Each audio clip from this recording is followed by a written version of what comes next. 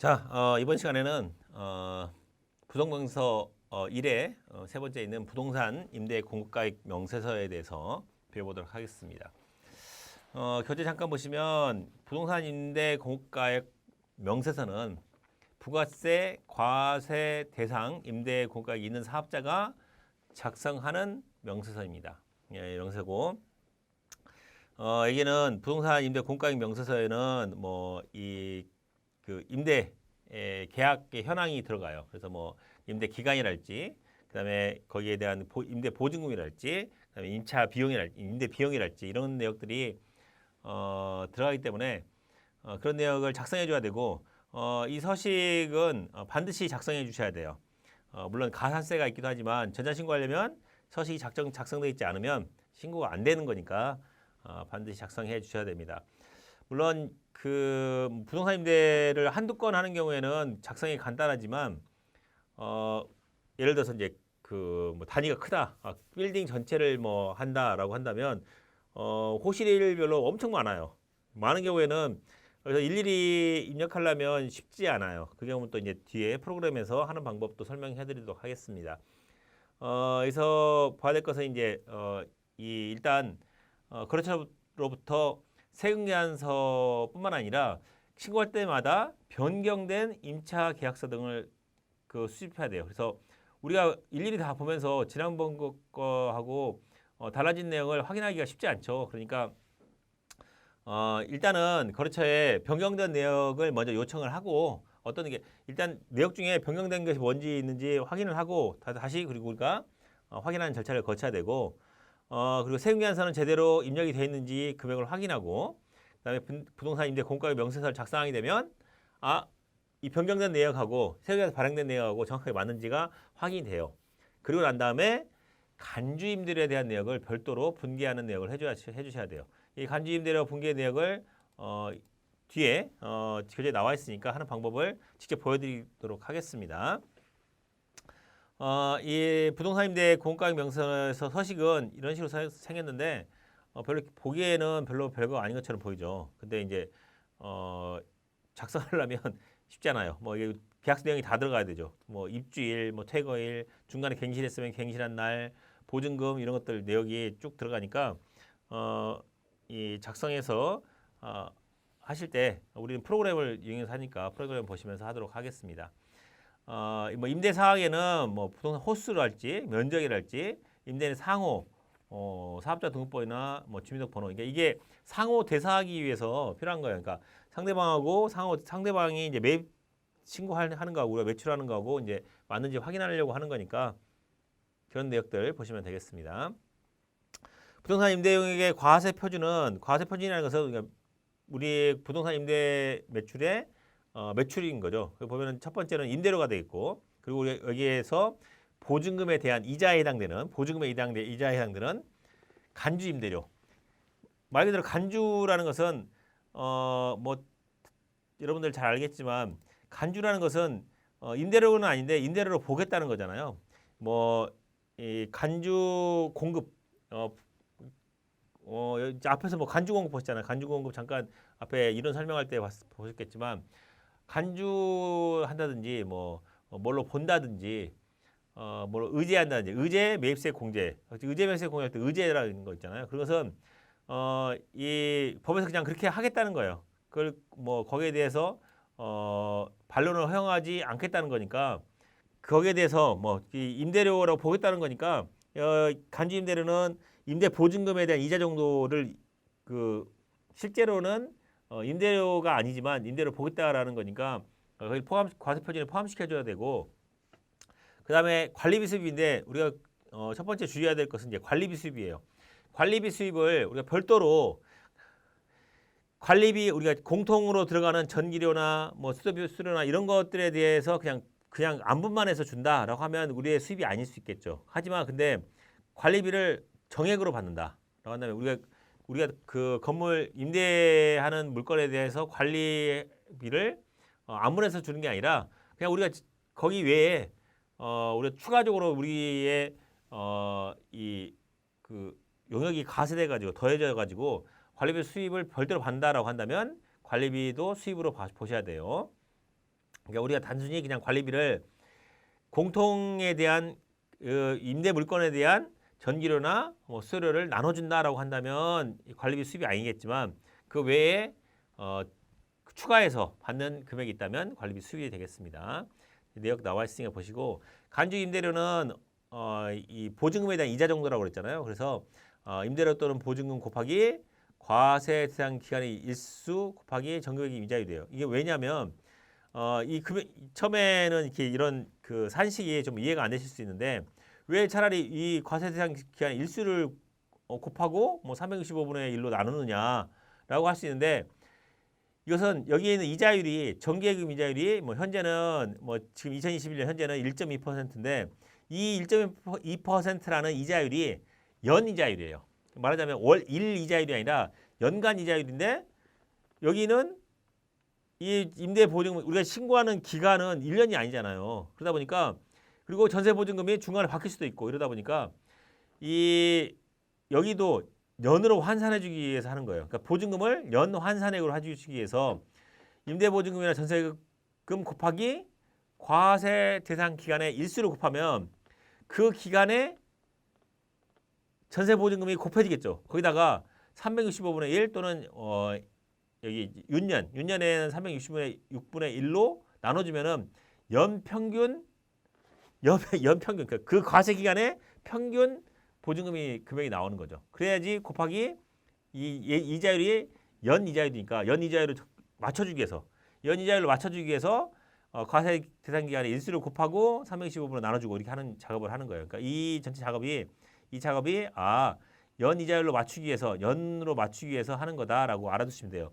저도 처음에 공부할 때 왜 이거를 일수를 곱하고 뭐 315로 나누고 이런 왜 하나 그런 의심을 가졌었는데 그렇게 그런 이유기 때문에 알아두시면 되겠습니다. 그러면 이제 이 과세 기간에 간주 임대료 그러니까 말하자면 이 과세 기간에 보증금이나 전세금에 대한 이자 정도가 계산이 되어집니다. 자, 아까 말씀드렸듯이 관리비인데 관리비 할 때 조심해야 할 건 뭐다? 이 뭐 수수료, 뭐 공공요금 이런 것들에 대해서 그냥 안분하는 경우에는 관리비 수입으로 안 집어넣지만 안분하는 것을 넘어서 더 추가로 받는 게 있다. 정액으로 뭐 월 20만 원 이렇게 받는다라고 한다면 그거는 이제 관리비 수입에 포함시켜야 돼요. 근데 흔히 저지르는 실수가 이 부동산 임대업에서 실수가 뭐가 있냐면 제가 그동안 쭉 경험상으로 보면은 관리비는 수입으로 잡지 않는데 여기에다 공통 전기를 할지 혹은 공통으로 해당되는 부가치세에 대한 것은 매입세 공제를 받는 거예요.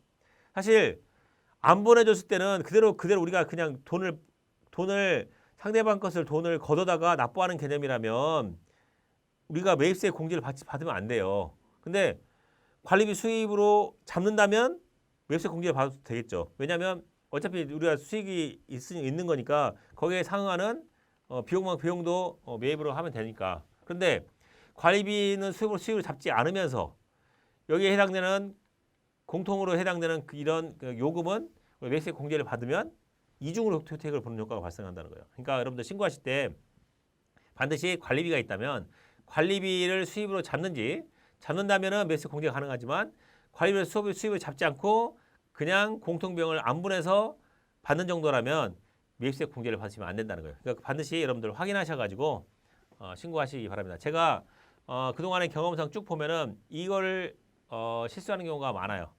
왜? 개념을 잘 모르니까. 왜 관리비 수입을 관리비는 뭐지? 그냥 임대료만 받으면 되는 거 아니야?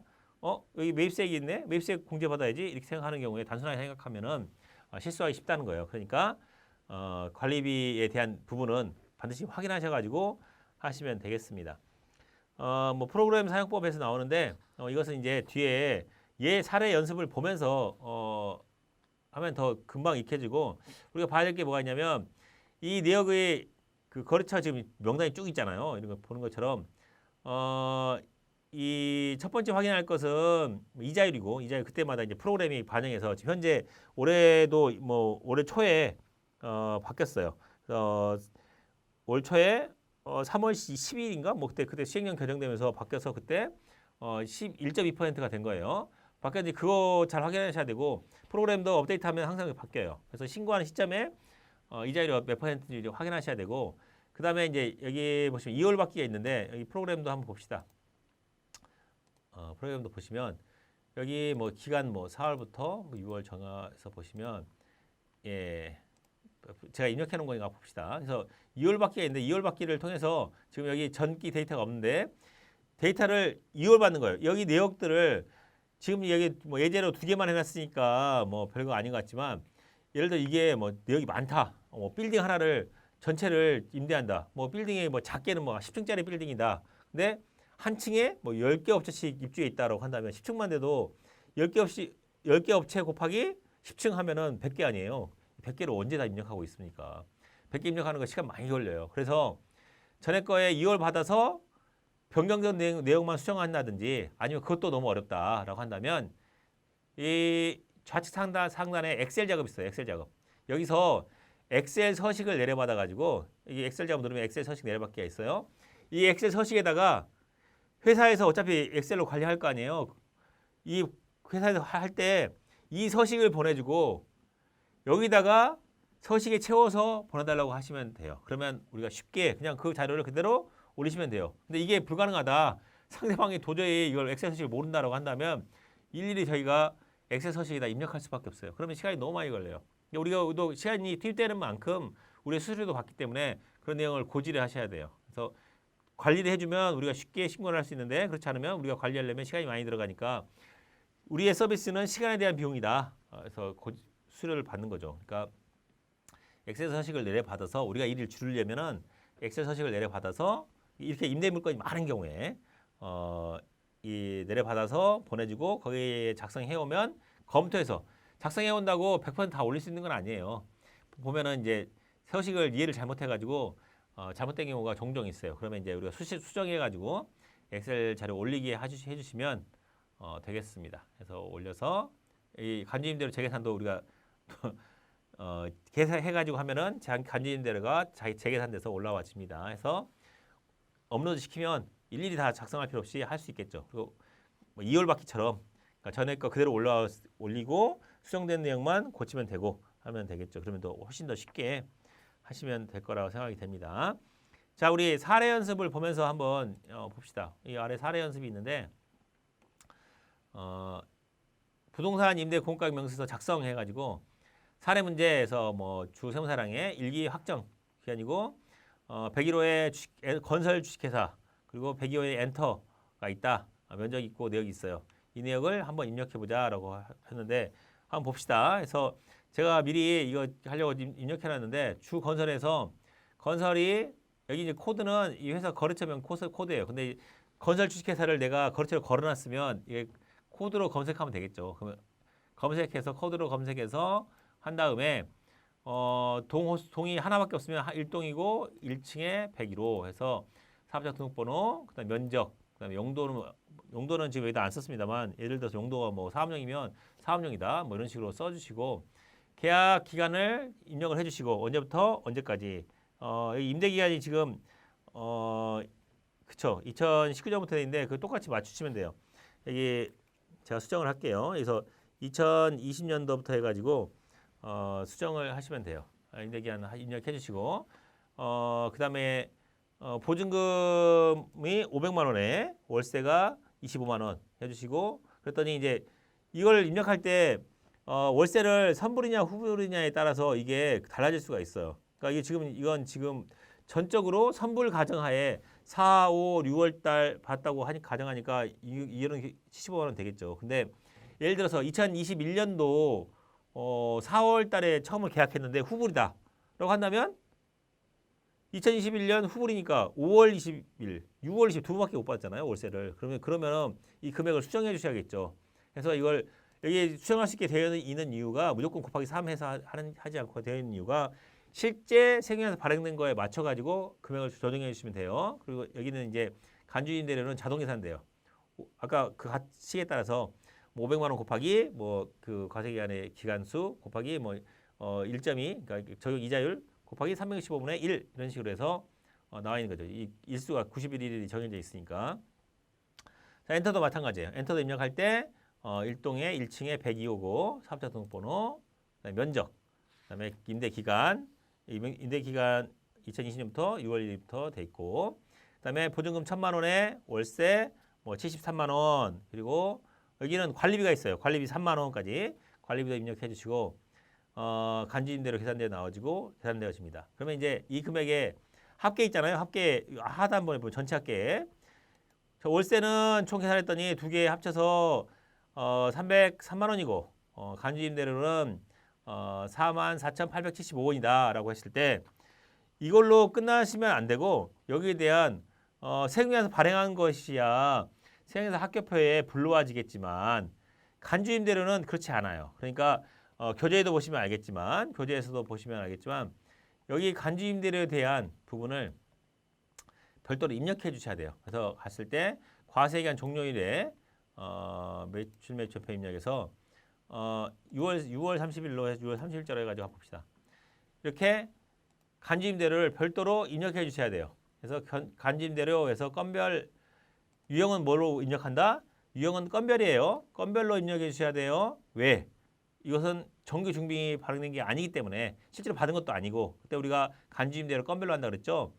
일자 그 과세기간의 종료일자로 해서 유형은 건별, 품목은 간주임대료, 공급가액은 이 금액이 건별로 해서 할 때 이 금액이 110분의 10, 100과 110분의 10으로 이렇게 쪼개지는데 쪼개지더라도 다시 쓰셔야 돼요. 조심하실게. 그냥 쓰면은 넘어가지만 여기다가 여기 금액 여기 44,875원이 공급가액이 되게 44,875원을 그냥 입력하면은 이게 금액이 쪼개져서 4만 얼마, 4천 얼마 이렇게 나오는데 그렇게 하면 안 되고 공가액 44,875원이 공가액이 되고 거기에 10%인 4,487원이 부가세가 되게 하셔야 되고 이거 하나 조심하시고 여기에 공급처는 없고 여러 개 있기 때문에 전자여부에서 부고 혼합에서 여기 분계는 혼합이고 여기서 혼합인데 분계를 하실 때 앞에 있는 공가에 대한 분계를 하는 게 아니라 부가세에 대한 분계를 해요. 그래서 반드시 어떻게 한다?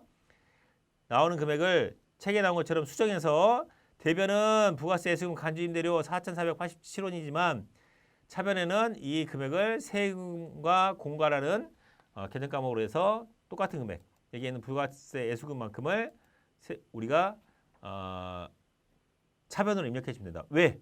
아니 왜 부가세 납부하면서 왜 예수금으로 하면서 세금과 공과로 합니까? 라고 하는데 사실은 우리가 이 돈을 간주임대를 받은 게 아니잖아요. 받은 게 아닌데 받은 거라면 부가세까지 받았겠지만 근데 받은 게 아닌 돈인데도 불구하고 거기에 대한 부가세는 우리가 별도로 부담하는 비용인 거죠.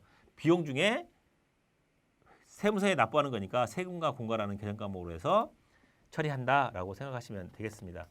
이렇게 해놓으면은 이제 반영 결과가 이 교재에서 보는 게 나을 것 같아요. 이건 지금 그 프로그램은 이것저것 섞여 있어가지고 보시면 조회하시면 부가신고사항에서 조회를 하시면 과세 기타 중에 이 간주임대료 44,875원 그다음에 세액은 4,487원이 되겠고 세금에서 발행한 발행분에 해당되는 303만 원은 세금에서 발급분에 표시되게 되어 있습니다.